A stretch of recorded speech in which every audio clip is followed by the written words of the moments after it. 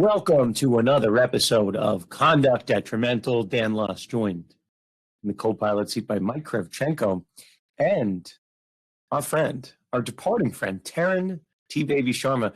Taryn, you can give us the reasoning later, or you can use it on your socials. But this is going to be our last podcast with you for the foreseeable future. Is that a fair characterization? Yeah, going on a personal hiatus, taking a new opportunity, which will put me back in the industry. So probably won't be making regular podcast appearances anymore. But I want to thank you, Dan. 4 years of doing this with you or thereabouts, and I don't think that any of the personal and professional career growth that has happened in that time would have happened without you and your help. So appreciate you. Oh, you're so kind, Taryn. Listen, don't seem too depressed. Getting a job in the industry is code for getting a job in the sports law industry, and that was always it's always the goal. So if we can be a little I don't know, hockey assist on the way there, we're happy to. So very lovely words, Taryn. And I need you at full volume this episode. You got to go out strong. You can't go out like you can't jump the shark. You got to give us a real Taryn episode.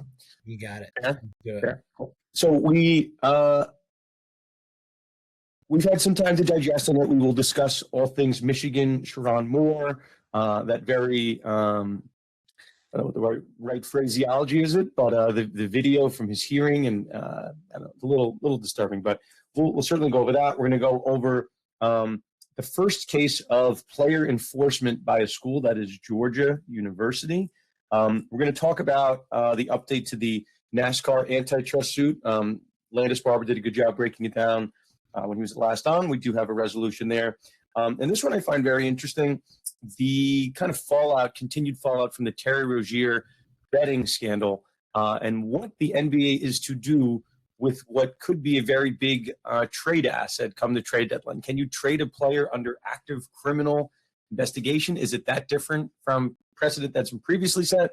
All we know is that Adam Silver, when asked about it, doesn't want to answer it. So, and I'm, at least according to some sources, we're going to maybe get some closure pretty soon on the Steve Ballmer situation of it all. At least there are some reports that we're going to get that the next couple weeks, and that's the Kawhi Leonard, Steve Ballmer salary cap circumvention stuff that happened right at the beginning of the year. See if we have time to talk about it. Reminder, our podcast sponsored by Themis Bar Review, top bar prep company ever. Not even in the galaxy, just ever. Before time, end of time, all the time, ever. Themis Bar Review, the best. Okay. Let's do this, Taryn. Since I see that you've dialed it up. You took 2 Red Bulls since you gave us your lovely goodbye. Start us off in Michigan world. We all know that you're a Michigan man. You bleed blue and maize. Would love to hear your thoughts on the situation. Yeah, I think that's fair. That I come from a family full of Buckeyes, so obviously not a huge fan of the University of Michigan or their football program. But you mentioned jumping the shark. What happened over the last week or so jumped the shark to the point where it's not even like a fun thing to make fun of in a rivalry. It's just kind of like sad and a little bit gross. I'm sure everyone knows the story by now. Michigan's head football coach, Sharon Moore, who he led Michigan to a win at Ohio Stadium last year, which was basically the pinnacle of his career. And then this year, disappointing up and down year. But, I mean, if they had beaten Ohio State at the end of November, they would have been going to the playoff. But they didn't. And shortly after signing day, the wheels kind of fell off. And we found out that Sharon Moore, for the better part of 2 years, was engaged in an intimate relationship with his assistant. And his executive assistant subsequently, according to her attorney, ended that relationship on December 8th. And on December 10th, these allegations came to light. Moore was dismissed. He went over to her apartment, allegedly, broke in, grabbed knives, butter knives specifically, and said that he was going to kill himself because she had ruined his life. This young woman was obviously terrified. Uh, Her attorney called the police, and ultimately he was picked up on charges of stalking, and was in one of the most bizarre scenes I think we've seen in college football. And I mean, just think about the number of weird things that happen in college football. The visuals, Hugh Freeze up in the box in the bed, like the hospital bed, and he's giving the thumbs up. Bobby Petrino at the Bobby Petrino's up there. with the neck brace after he and his mistress had gotten into the motorcycle accident, and somehow Sharon Moore in chains, sitting in that little room rocking back and forth, is by far the most bizarre. This guy went from having arguably one of the top five, certainly a top 10 job in the sport, to I mean, he'll almost certainly never coach again. So yeah, Dan, obviously very distressing situation for them. Yeah, I mean, I told you to bring the energy, and then I asked you about Sherrod Moore, which is not necessarily the biggest upper in the history of sports law. I do. Let's just unpack it. So the charges, and Mike, you can fact check me if I'm off on this. I think it's breaking and entering, and I think it's either attempted assault, right? You can quote me on that. Yeah, stalking. So Taryn, you said something interesting at the end, and like we're not going to get into the like Jamel Hill and people bringing race into this. We're not. This is just like actual just criminal charges. So here's the interesting thing: like we're having certainly the coaching carousel. Like Pat Fitzgerald's name's coming up, right? Pat Fitzgerald is a guy that was involved in the hazing stuff, the hazing allegations at Northwestern. Like people at the time said he's never going to coach again, and his name is certainly resurfacing in some of these conversations. Pat Fitzgerald is the coach at Michigan State now. Coach at Michigan State. This is what happens when you miss the news cycle and you go to Florida for a week. He got hired at Michigan State. Yes. Mel Tucker's old school. Now, well, you say it like that. Whatever. Just keep it in. It's fine. So I will say this, and Mike, I don't. Again, people can yell at me but this allegation, Taryn, to your point, like Bobby Petrino, like there have been improper relationships that have occurred in the history of college football where people have gotten jobs after that, right? Like this wouldn't be the first one. It'd be the last improper relationship. So, Taryn, as you explained, Sharon Moore is alleged to have gone to this individual's house and done something that, is pretty unprecedented, right? Whether it be a kitchen knife, a butter knife, any knife, threatening to kill yourself is really serious. We don't make light of that. But what seems to have taken this over the edge, right, is, I don't know, for lack of a better term, like that act, right? The act that would have caused him maybe to get fired from Michigan, probably wouldn't have been his last coaching stop. He's had a pretty good degree of success. And I'll say one thing, and then we'll turn to the legal side of it all. Taryn, you said, these allegations came out after National Signing Day. I have some questions, and I can bring this up to our lovely panel here. Taryn, you said it, that this relationship had been going on for 2 years. There have been reports that Michigan, the university, had been aware of this relationship for some period of time long before this actual incident.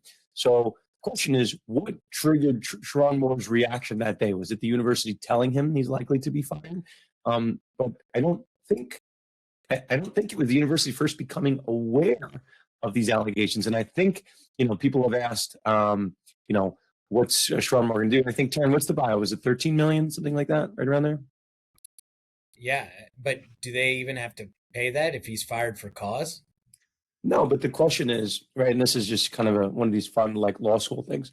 The question is, if he's fired for cause, yes, and certainly I think any act here, right, like that occurred after the fact in terms of the arrest, what he did with the knives, like I totally get that.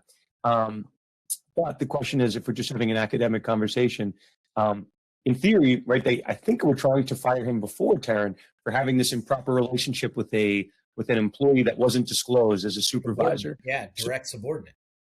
Right. So we can look at Sharon Moore's contract. It's been posted online, that level of his morals clause.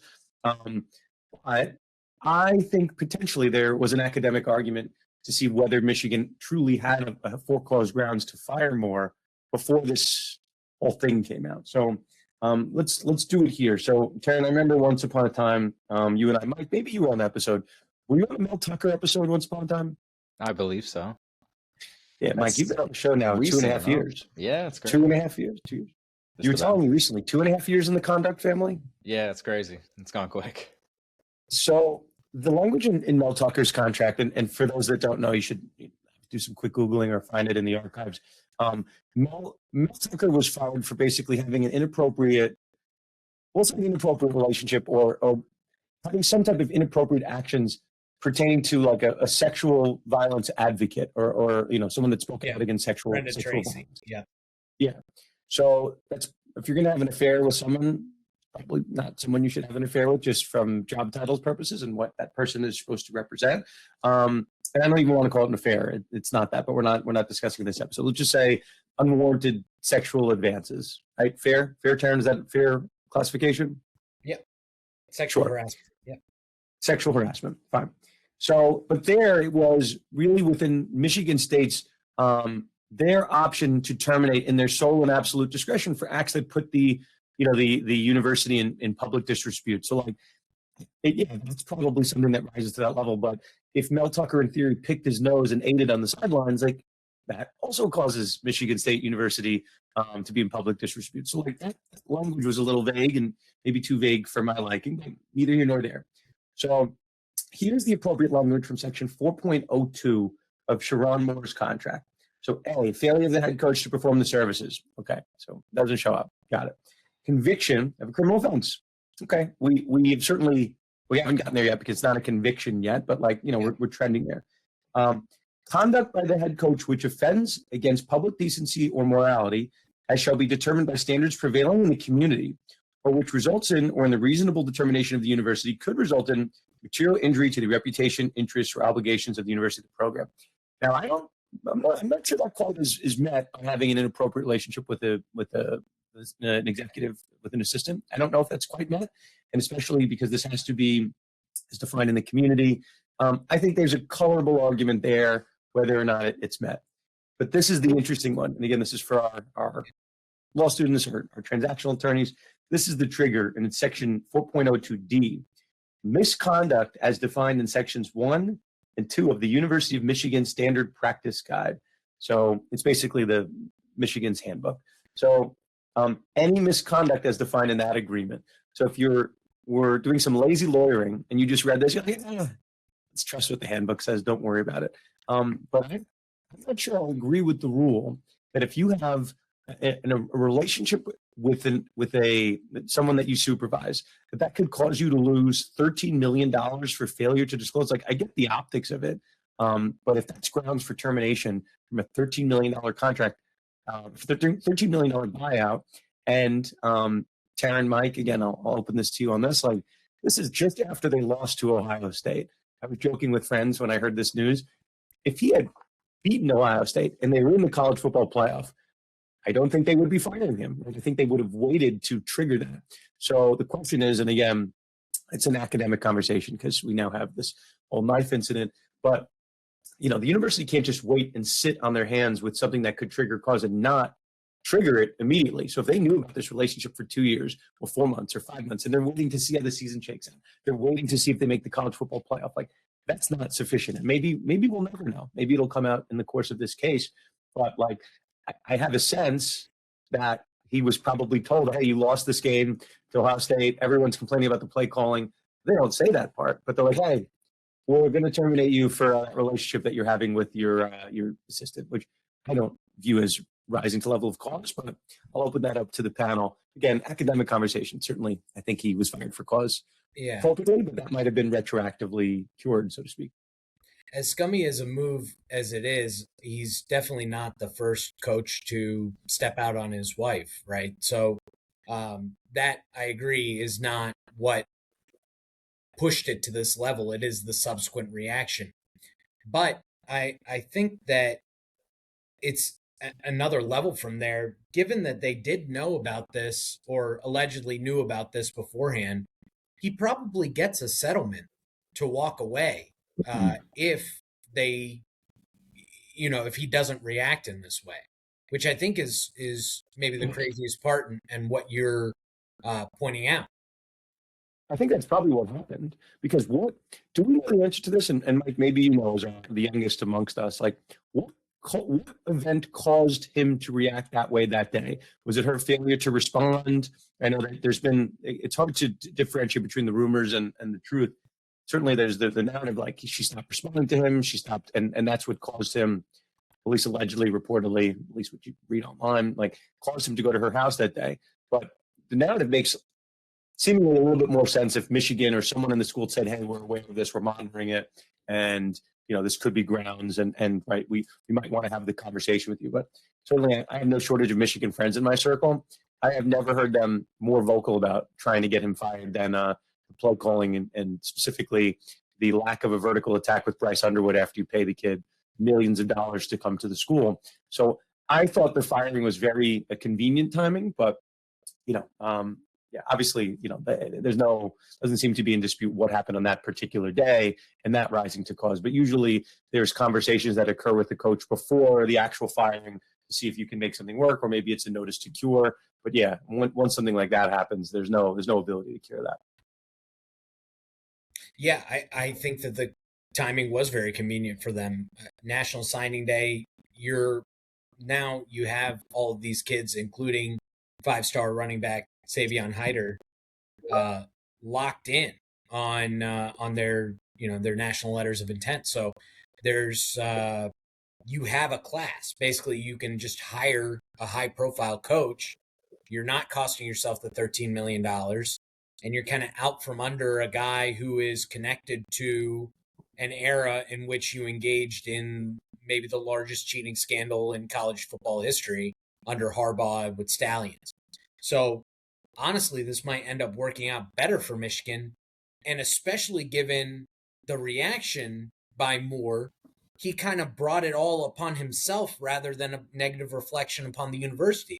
The university gets to look like, competent. Hey, we fired this guy, and he went nuts after that, as opposed to, we knew that this guy was sleeping with his assistant all this time, even though he's got a wife and 3 kids at home. And in fact, he actually gave her a bonus and promoted her after they were engaging in this relationship. And subsequently, once we fired him, then he freaked out. Like, that all sounds way worse than the first option, right?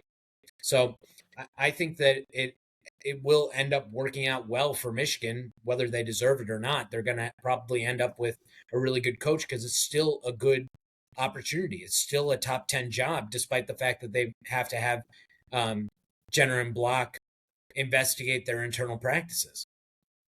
Yeah, I certainly saw the news that Michigan says we're going to conduct like internal investigations to figure out how this stuff keeps happening to us. I always think we're all trying to figure out who did this. I knew you were going to say that. It's the famous Tim Robinson scene with the hot dog guy. Yes. By the way, I started watching the Chair Company. I've heard that it's fantastic. I got to see it. It's good. It gets first couple episodes are like electric. It's like Nathan For You. Like it's you got to just know the guy's humor, but it's good. I mean, it's not like any other show I've watched. Like there's some moments that are legit laugh out loud. But in any event, I agree with you. Michigan, like in a weird, cruel, sadistic way, are kind of the winners in this situation. And like again, jokes aside, like you feel bad for Sharon Moore. You let these mistakes compound one after the other. It's like, this is probably not a good analogy, but like when I play golf, if I have a bad shot, you have to just like take a deep breath, move on, like to the next one. You don't let mistakes compound and compound and compound. So, that could be in law, it could be in football. You always want to have a good mentor just to make sure, or sounding board, be a significant other, spouse, friends, to just not spiral down that hole. And that's seemingly what happened to Mr. Moore. So, yeah, Mike, you're awfully quiet here. Are you ready to give us your defense of Sharon Moore? I'm not sure what's going on there. I don't know what that means. Please don't do that for me. Thank you. No, sir. No defense for me. I'm ready for, another major story in college football, I think. At least. Do you remember the time that I thought there were a large firing out of Ohio State and it turned out to be the University of Ohio? Who's amongst us doesn't confuse those two? That could have been big. That could have been big. Okay, so let's close the loop on that. We're going to follow it. You know, I never like following his criminal stories. Like the story was the sports side once he leaves Michigan, and then after that, I feel kind of bad. Like there was an update I saw with Henry Ruggs the other day that I think he finished his it's like education program in school. Like you know, I don't know. This is not the podcast for it. If someone wants to start a sports law and crime podcast, they want to come under our banner, by all means. I just once the big news hits, I try not to cover it. People, it is what it is. Okay, speaking of sports law, crime, and punishment, Mike, Taryn, whoever wants to take it, this was definitely big news. Georgia was seemingly the first school to enforce their, we'll call it player restriction, right?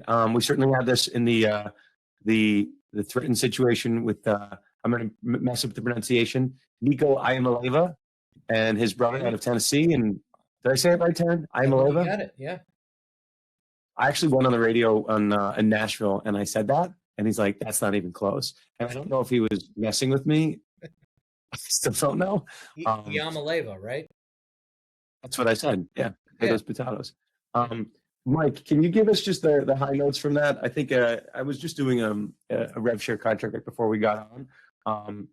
It's big. We'll see if there's just success here, but it's not like these provisions have not been in contracts, but it's the first time one is making it to the public realm that one is trying to be enforced.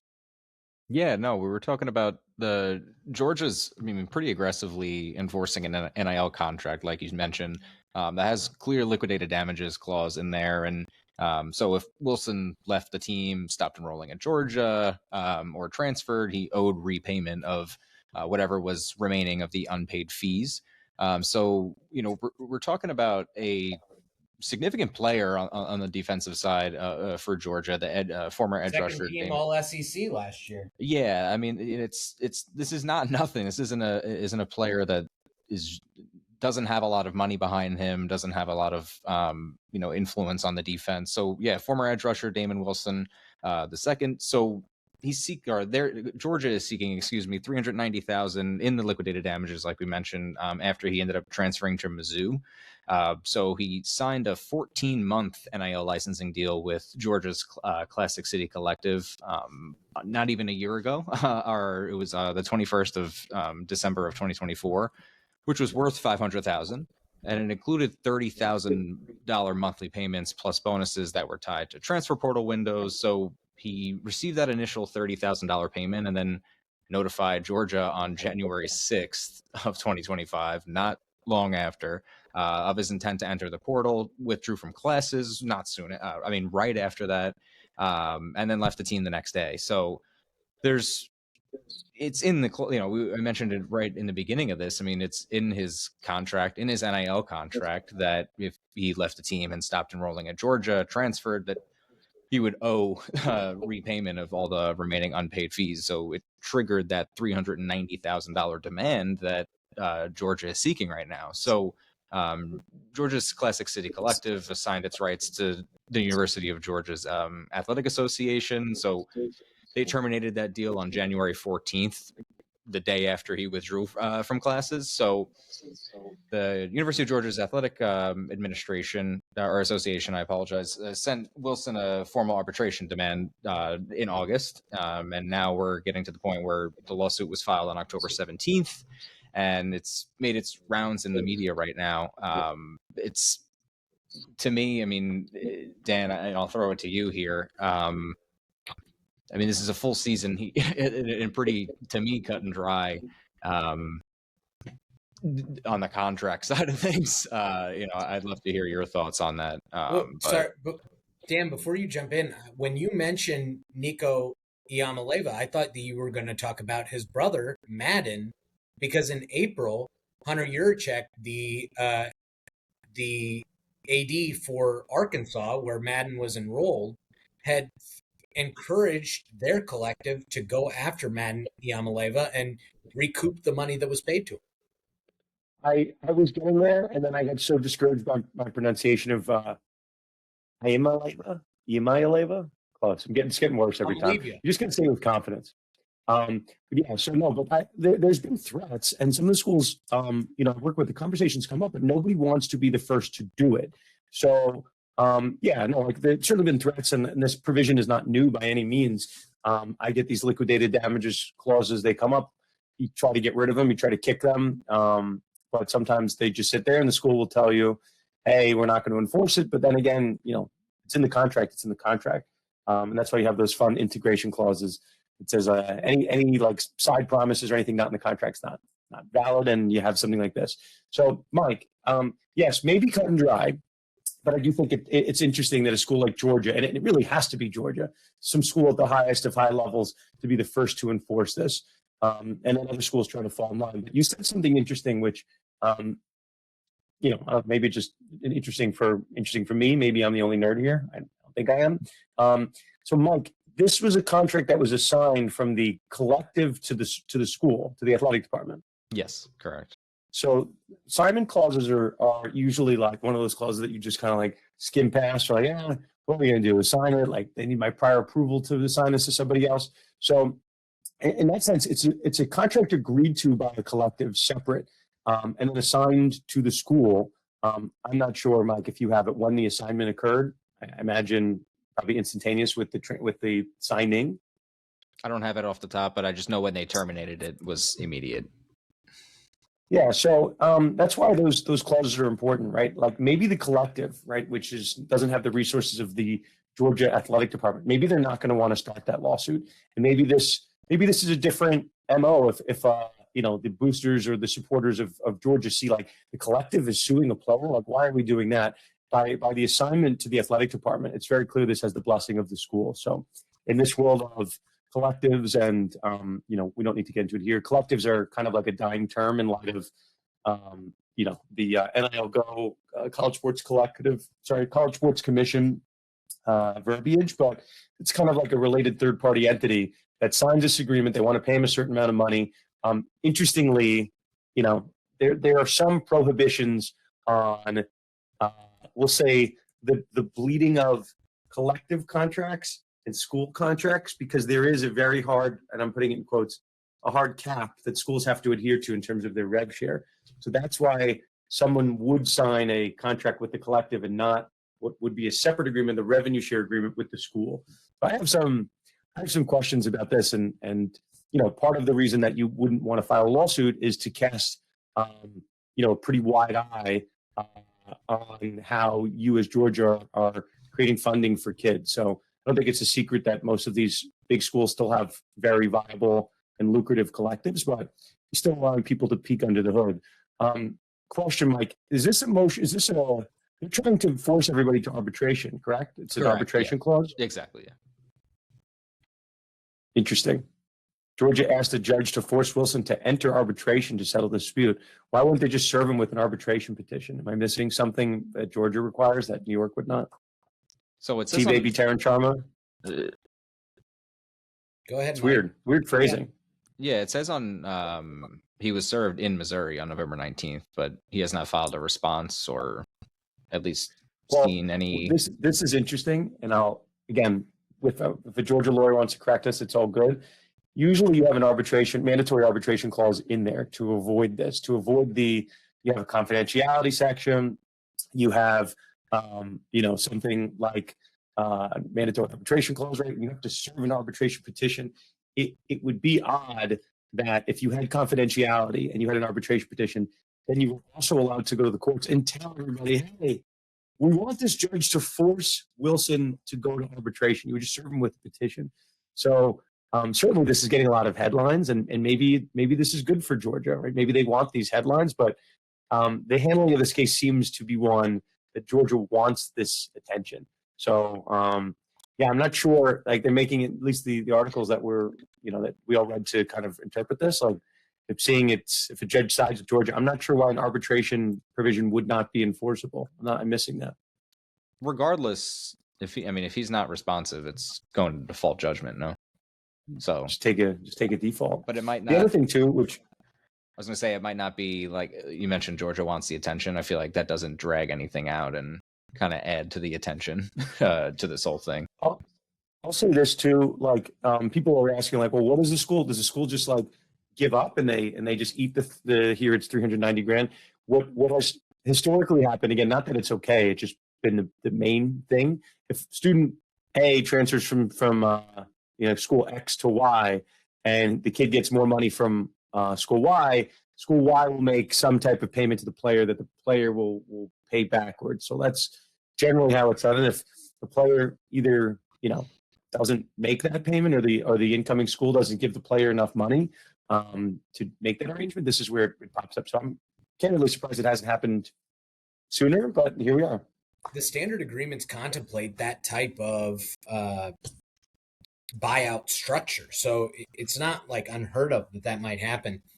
I wonder if the Arkansas thing was kind of handled quietly because there's a law in Arkansas, the Publicity Rights Act, that allows the university to go after agents, collectives, individuals based on failure to fulfill rights specifically. And Georgia doesn't have anything like that, but I wonder if they just want some home cooking, and that's why they want to move the ARB home. Possible, but we got to monitor it nonetheless. Okay. Listen, I'm good with this. Mike, do you have any defense of Wilson, like you had a defense of Sharon Moore, or you're good? I mean, you're just throwing me on the defense today, but no, I'm good. Just listen, in terms of fun legal, I'm just trying to see if you're going to acquiesce to it. Mike, this is not on the radar. Did you listen to that Francis Ngannou, Ariel Helwani interview? Am I the only loser that listens to that? I did not, but it's been in my YouTube feed a few times, so YouTube It wants has me to been see in the YouTube feed. I'm just going to say this quick. We should have put this on the rundown. You know what? Let's do it here. Let's just who's the guy, Taryn, that says F it, let's do it live? Who's the guy? Bill O'Reilly. Bill O'Reilly. Okay. I'm not going to curse. Themis doesn't want us to curse. Okay. So years ago, Francis Ngannou, who was at one point the most decorated, heavyweight champion in UFC history, now he's kind of like floundering with the PFL. For no apparent reason, Dana White gets on the Andrew Schultz podcast and says, "Yeah, Francis Ngannou is a bad guy. At one point, he came into my office and he asked for like a fight of the night bonus. He wanted an extra $50,000, and when I wouldn't give it to him, he grabbed my collar and like physically, like kind of grabbed me." And he grabbed some other guy, and he's a bad guy. Like, so whatever. So this story was kind of making the rounds. Again, Dana White brought it up. It's ancient history. It happened years ago. So Ariel Helwani, I think we can say Helwani's a friend of the show. I've had some DMs with Helwani. So Helwani has Francis Ngannou on the show, and Francis and Helwani's like, "Francis, this stuff's going on with Dana White. What do you have to say to these allegations?" And Mike, your response was like, "Yeah, Dan, I like not defending Sharon Moore right now, not defending Wilson."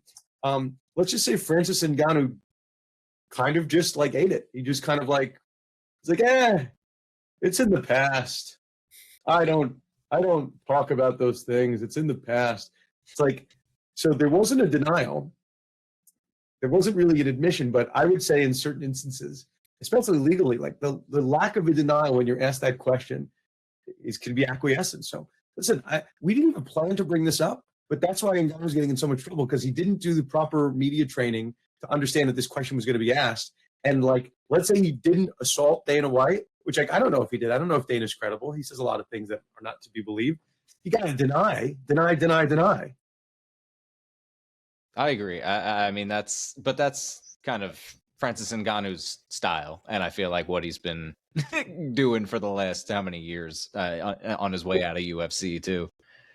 Well, he just said he goes to Ariel. They'll have to ask Dana White about that. He's the one that would know about it. And I'm like, well, not necessarily. I mean, you allegedly grabbed him. Like, you would know about that. And he's like, there are cameras in the office. Like, okay, but can you say the quiet part where you're not depicted on camera doing the thing? He just was like getting 60% of the way through a sentence and not giving us the explicit denial. I mean, like this one, Taryn, are you working in the sports industry? Generally, yes. Yeah, there we go. There we go, Francis. Well, no, I this reminds me of how all of these coaches handle the questions like, "Are you going to be here next year?" Yeah, well, my family and I, we really love Tuscaloosa. We really love Tempe. And this is like still coaching carousel time, given the fact that Michigan job opened up. There's rumors that maybe Kyle Whittingham who just stepped away from Utah, might be interested. But there's another job that just opened up, and that's the Ohio University job. Not to be confused with Ohio State, but Ohio University. No, who would do that? Nobody Who would do that. No serious person would ever do that. But Brian, wait, let's well, Taryn, finish the thought. I have a good transition for us, but go ahead. Ohio fired Brian Smith this week, saying that he violated his contract by engaging in, quote, serious professional misconduct and participating in activities that reflect unfavorably upon the university, which you got to think, we were talking contract language, that's got to be pulled directly from his contract in order to justify. Oh, of course it is. And his attorney is disputing that. He's saying that there's nothing there that may have caused this. But it's interesting to me that this is the most information that we've gotten. Ohio put him on leave a while ago, I think more than a month ago, and a couple weeks ago, and since then has now fired him, but they haven't actually released details about what that serious professional misconduct could be. It could be having a relationship with your assistant. It could be a lot of things. It could be. And maybe you just don't want to bring that up because, Brian Smith didn't then go to her house and say, Well, it's possible, but we joke, and then we'll go on to the next topic here. Like this, and we didn't bring it up, and there's kind of a dark story to this, and we won't mention her name, the staffer that Moore is alleged to have been involved in.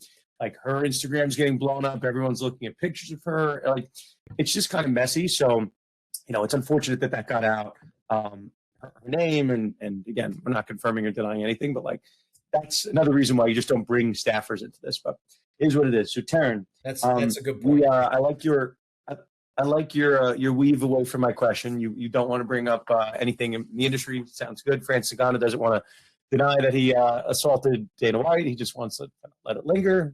Cool. Sounds good. So, speaking of weird responses to questions, Adam Silver was asked recently. Adam Silver, commissioner of the NBA, was asked, he did a podium recently. He was asked, among things, he was asking about NBA expansion, if they're going to move into new markets. And he was also asked. We'll talk about it later. Okay. Pause. Okay, good. So he gave kind of a wishy-washy answer on that, but enough that there's been some breadcrumbs. And then he was asked this on the Terry Rozier situation. He was asked, what's going to happen with this trade? So in the last week or so, there's been a very interesting development. The Miami Heat have basically come out and said, when we traded for Terry Rozier, we gave up significant draft capital. And we did not know that he had been the subject of an investigation relating to gambling. And his former team, the Hornets, knew that. He was cleared by the NBA, but maybe we should have known that. Because if there is a prior injury, an injury that occurs at some point in time, you might recover from it. But sports leagues have traditionally held, you have to give out a player's full medical history from injury 1, recovery, injury 2, whatever. If a player was investigated for gambling, in irregular betting patterns, which we've talked about a lot on this podcast, irregular betting patterns, at least it's the I don't speak for the whole show, it's at least my opinion. When you have a player that says irregular betting patterns, I haven't seen a good excuse for irregular betting patterns. I haven't heard the good one. Taryn, you when we did this topic, whenever it was, a month ago, you said that the NBA's reason for clearing Rozier, that he hadn't violated an NBA rule. A little suspect clearance, a little suspect. So the whole thing seems a little suspect. And the question is, and from Miami's perspective, they said, well, the NBA should have told us about this. The Charlotte Hornets should have told us about this. Now we have a player that has tremendous compensation, and maybe we'd like to be able to trade him. The fact that he's not playing right now, I'm not sure we can do with it. I think his money's being deposited into escrow pending the resolution of the case. But I think there's a draft pick that hasn't been conveyed yet because of various pick protections. And Miami is at least asking the question of, what can we get the pick back? Can we trade him? What can we do? So this was Adam Silver's response. This is an unprecedented situation. I'm incredibly sympathetic to the Heat and their fan base. We will try to work something out with them. There's no obvious solution. As to the draft pick they conveyed, he hasn't been convicted of anything. It's an unfortunate circumstance.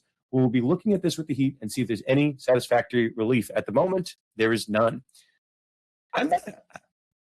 got a lot of questions. Mike, let me see. I saw your face. What do you think of that response? You're okay with it? No, obviously, as a sports fan, not okay with it. I just, if there's no, I mean, if he had no designation, like he wasn't suspended, there was no leave of absence, or like now he's currently ineligible to be traded, correct? Because he's not technically an active player.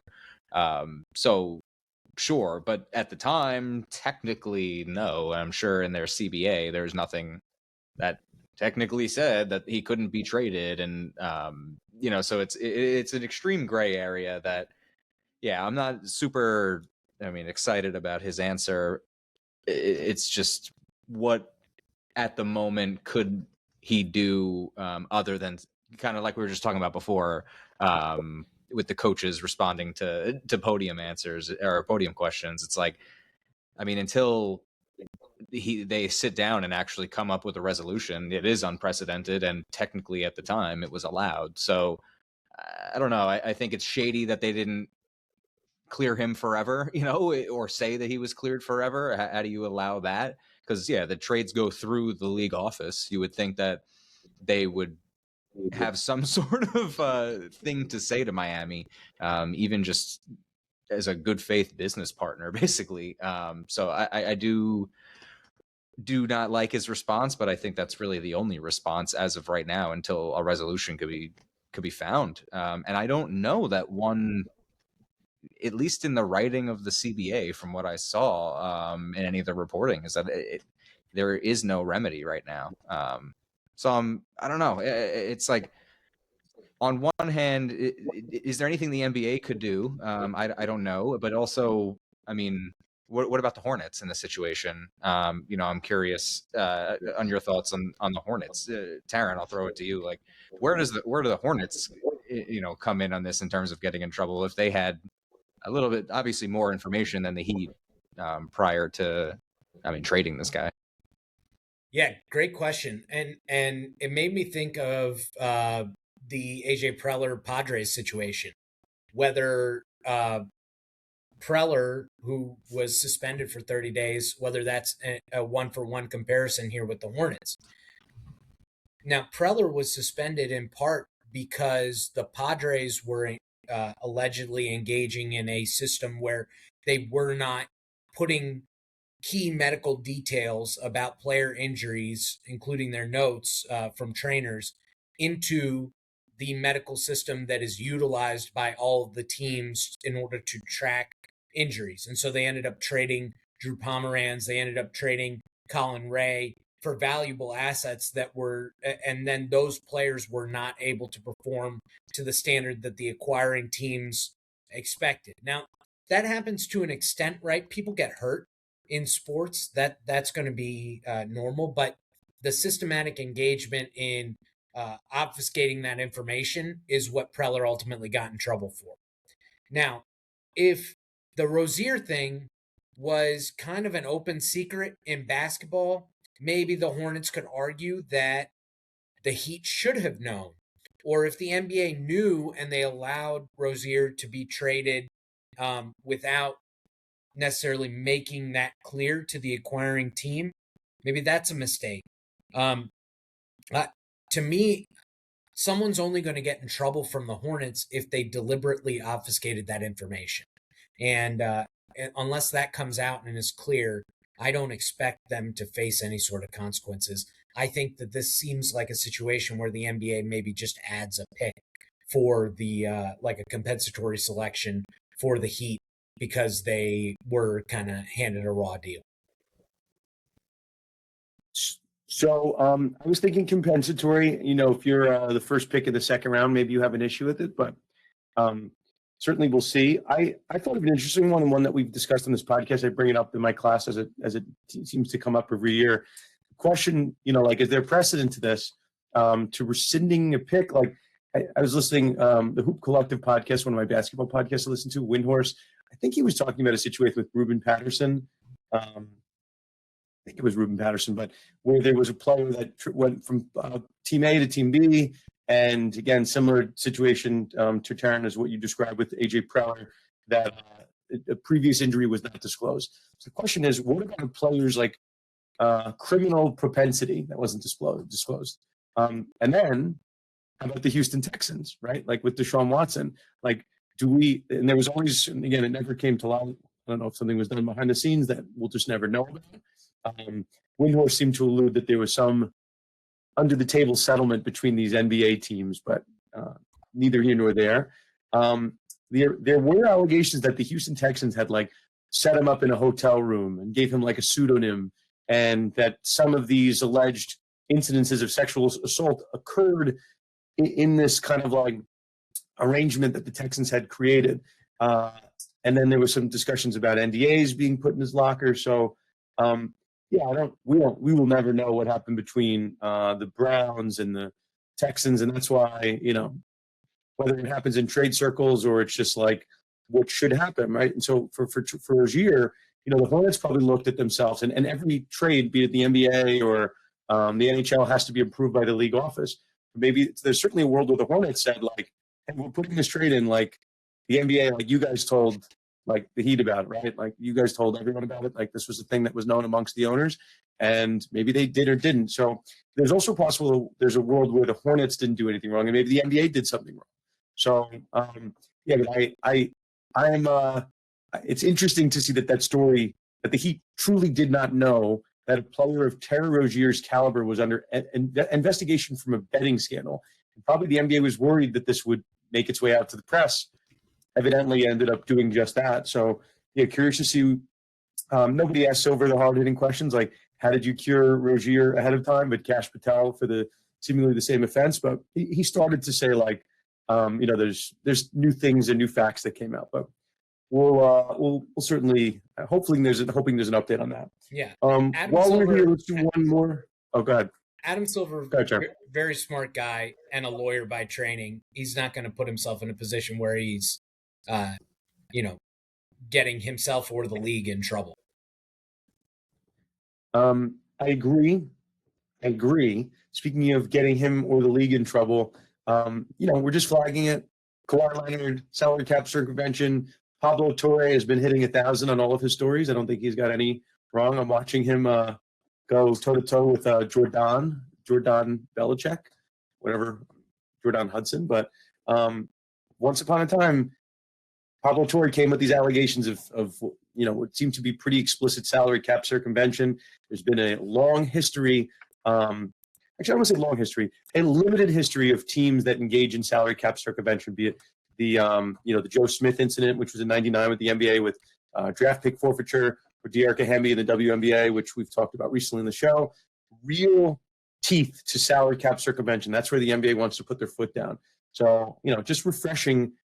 Bill Simmons on his podcast this week said he was hearing that there would be some news on this pretty soon. So I guess the All-Star game is in the Clippers stadium. So I guess they want to get the news either out before or right after the All-Star break. So so that's what the word on the street is, my friends. That's what the word on the street is. Okay. Let's see if there's any other words in the street. Let's close the loop on the NASCAR antitrust stuff. Mike, can you handle that? And then Chad and I will close it up with what to watch for. Yeah, no, absolutely. We mentioned it earlier. Our friend Landis Barber came on the show last time and gave us a rundown of the NASCAR lawsuit. NASCAR was sued in a federal court by Michael Jordan and Denny Hamlin's company, and as well as another company, Front Row Motorsports. So they were claiming that NASCAR had a monopoly over premier stock car racing team services. And I really do recommend you go check out that episode with Landis. He did a great job running down the whole thing. We got to the point where they were set to go to a jury trial, and that all took place in the Western District of North Carolina. And so they ended up settling after only about 8 days of testimony, with NASCAR's own counterclaim being already dismissed. So the plaintiffs that we mentioned were seeking roughly mid $300 million range in damages.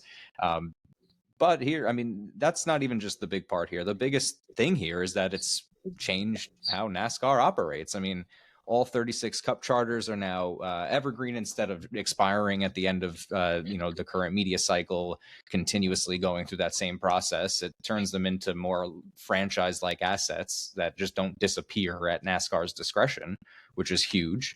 2311 and Front Row also get their charters back, plus the confidential compensation that they were trying to get for the time that they ran as open teams. So the teams overall get a better cut of central revenue that they were looking for, pieces of international media rights that they were looking for, and completely new categories that allow them to monetize their team intellectual property. So there's just a lot more revenue generating sources for these teams to allow them to operate as a profitable now franchise, not just how the model that they've been in, but now much more similar to a lot of the other sports organizations and leagues across the U.S. So teams are also gaining a lot more governance that goes along with all of this, which is great. So they have more input, and the revived strike mechanism to oppose major rule changes,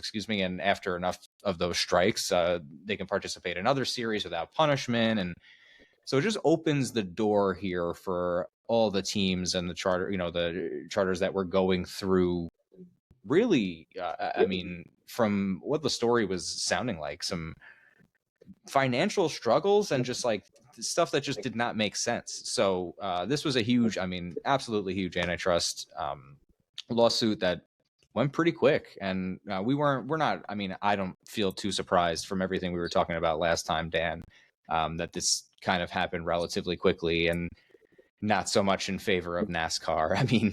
It's like we talked about maybe earlier with the Georgia situation, a little cut and dry. Teams use the antitrust litigation as a complete bargaining tool to finally have NASCAR give into not just being no longer being a monopoly, but also just allowing these teams to operate and succeed, both outside of NASCAR being the only source, but also within NASCAR. They are much more favorable to stay within the NASCAR system now and allow them to build and grow their teams, which builds the brand of NASCAR and so on. Because this isn't just, similar to like, oh, the Mets are, in 1962 becoming an expansion. This is very different opportunities. These are brands, these are massive brands, similar to like, how F1 brands are exploding, to me. That's kind of where I see this kind of moving. I think the big takeaway here for all those youngins that are like, who's the GOAT, Michael Jordan or LeBron? Like, Michael Jordan's undefeated in the finals, won an antitrust case. Where's LeBron's antitrust win? Hasn't done it. Not my GOAT. Okay. I will do quick, and Taryn will let you be in it's not the cleanup spot, the third spot. That's the important spot here. So this is what to watch for. I don't have a real one, but listen, I'm on a generational run, and I'm preempting what I think Taryn's what to watch for is. I've had successful betting years. I've had a profitable year this year. I just don't put them all on the podcast. Okay. We've had some losers. Okay. Not every time you pick a dual sport guy to play offense and defense, he hits his receiving yard. So I would have won that one. Okay. Let's pump the brakes. I did say that Justin Herbert was a good MVP pick. So we lost the Travis Hunter pick. We lost the Justin Herbert MVP pick. Luka Doncic MVP pick at 5-1 is looking at least okay. But I'm giving you big numbers, okay? Now, you won't know what I'm going to say. Just, okay? I'm in 3 fantasy leagues. I'm in the Final Four in all 3. This might be a generational run. I might win 3 fantasy titles in the same year, go 3 for 3. Have you guys done that? I didn't think so. I didn't think so, T-Baby. I didn't think so, Mike. So I'll report back. But you could be looking at a back-to-back, but that's all in the same year. 3-time fantasy champion the same year. It's never been done, ever. 3 for 3. Let's see. That's it, Taryn. Mine is very important. They call me T-Baby because I have the same level of fantasy sports skill as a infant. That's embarrassing. That's sad. This is my first year not making the playoffs or championship. So please win for all of us. I was expecting some more trash talk, and I was really expecting Taryn, you to say that my fantasy skills are like that of a baby. But you know, Hey, if I they're have received four, that. Myself. are they 4-team leagues, 8-team leagues? These are There's the one trick. is an 8-team league, the other two are 12 teams, but one is an 8-team league, and I'm being very honest. Okay, enough of my fantasy prowess. I'm an absolute lunatic when it comes to free agent auction waivers. I'm just going to say that, but it is what it is. Taryn, send us home, my man. Send us home. Well, no, let's let Mike go first. Yeah, you wanted to talk about the New York Knicks have won the NBA Cup. I love to see it. Congrats. Maybe. Yeah, I mean, this is the greatest How did we achievement in bury my that lifetime. lead? That should have been the first thing we spoke about. It's, we got to save it to the end so people watch the whole episode, and then they get to the juiciest part. Yeah, where the Knicks are, for the first time in my life, champions of something. So That's right. I definitely was For happy, the- and that's Mike, it was for a the great first game. time in all of our lives, actually, 1973 was the last Knicks title. That is for sure. Yeah, that's actually but I haven't even seen them get to the finals. Like I am I was born in 99, so like I've seen some of the worst New York Knicks basketball in the history. So do like to see it. I'm a little iffy though on a couple things. Now, I do 100% agree with not putting the banner up personally. I don't feel that needs to go up. It's not really an accomplishment other than what? I mean, a bonus in their paychecks, like I mean, I feel no. Didn't the Colts have a banner they put up like AFC AFC finalists. conference? Yes. Yeah, no, like AFC conference finalist No, participants. AFC Like that? finalist. Yes. Yeah, That's pretty bad. We can't do that. 14 or something like that. Mike, come on, man. It's the Knicks. They have a banner for Billy Joel up there. I think Fish has a banner in MSG for 13 straight nights. No repeats. Listen, you guys won something important, all right? The other teams have put up the banner. And look, you can go 16-12 and you can win the NBA Finals. In order to win the NBA Cup, you can't lose more than once. I think it's a legit trophy. I would have put up the banner. All right, I I like think that. the Lakers set the precedent. They won the first, and the Lakers put a banner The up. Lakers put the banner up. The Bucks put the banner up. Well, the Bucks are different, but if the Lakers, one of the most storied franchises in NBA history, puts a banner up, like we can't be more proud than the Lakers. We got to put one up. Yeah, and also the Lakers should give back Minneapolis's banners. I agree. Agreed. Sure. Okay, Taryn, send us home. But Mike, yes, go Knicks. Let's go Knicks. Yeah, we'll keep it with the NBA. For the first time, Adam Silver has kind of laid out the timeline for expanding the NBA. The NBA hasn't expanded since 2004 when the Charlotte Bobcats entered the league. Shout out to Michael Jordan. But he mentioned during his press conference, which he was talking about Terry Rozier also, that the NBA is going to be looking at expansion in 2026. And the two cities that they've focused on are Las Vegas, which has been hosting the NBA Cup and has hosted NBA Summer League for many years and is a favorite for a lot of basketball enthusiasts. Allegiant Field, where the Raiders play, was recently, somebody said it was one of the top arenas for revenue. So the A's are moving there. The Vegas Golden Knights have been very successful in T-Mobile Arena as well. So not a surprise that Vegas is on the list. And I've long thought that that LeBron would retire and get an ownership stake in the Vegas team and help run that. So the timing kind of seems to line up. And then the other city is Seattle, which in 2007 lost the Sonics, and Oklahoma group of Oklahoma businessmen bought the team, alleging that they were going to keep the team in Seattle, but ultimately moved the team to Oklahoma City, where they became the Thunder and got to enjoy great careers of Kevin Durant in particular. And most recently, won the finals this past year. So it would be really cool, I think, to see the Sonics come back. I remember very fondly that Ray Allen team. I think they won a division title that year in the mid 2000s, but they had some great players, played in a couple of finals. They won the NBA championship, I believe, in 1978. The team was there for 40 years, so it would be really cool to have the Supersonics back, and I hope we'll get to see that process begin in 2026. Cool. Can always do with some more expansion. So all good. Okay, Taryn, I wanted to give you the last word because this is going to be your last episode for the foreseeable future. So, Taryn, it's been a pleasure having you these past couple of years.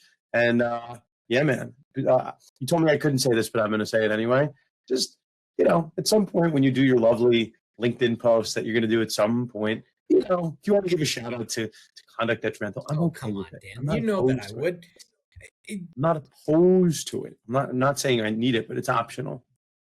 Dan, I put you up there with some of the best mentors I've ever had, and you're someone that I can always turn to when I have questions. And you and I have been connected for 5 years now. I've been doing the podcast with you for 4 or so, but even before that, you were giving me valuable advice. You thought I was an old man. You helped me clean up my Twitter account. But a lot of these steps along the way, you've always been a person that I could turn to with questions, and you always had valuable advice, and you always looked out for great opportunities for me to continue to get involved. And it's because of you, I think, that my career has been able to continue growing in this way. And to that end, I mean, obviously, thank you, but I think it's a lesson to anybody. We've got a lot of law students who listen to this podcast, and they're interested in, what is sports law? How could I do that? It seems so cool. And I was that student also. I still feel that way, that it would be so cool to work in sports. And I wanted to meld my interests in in this industry with my interest in law. And the best step that I took was reaching out to you, because it changed how I thought about this as a possible profession, and the steps that I could take in order to make that happen. So if that's you, and you're listening to this and you're like, yeah, I want to do that, whatever it is that I'm going to go do, or whatever so many of our friends of the pod do, just reach out, but find opportunities where you can write, where you can talk about sports law, where you can, just apply what you're learning to the sports world. You never know who's going to read that stuff, and who's listening, and that's something that you can do for yourself. That's an investment in yourself, because when you do that stuff, you're then putting yourself in a position to be able to talk about that in an extremely intelligent way.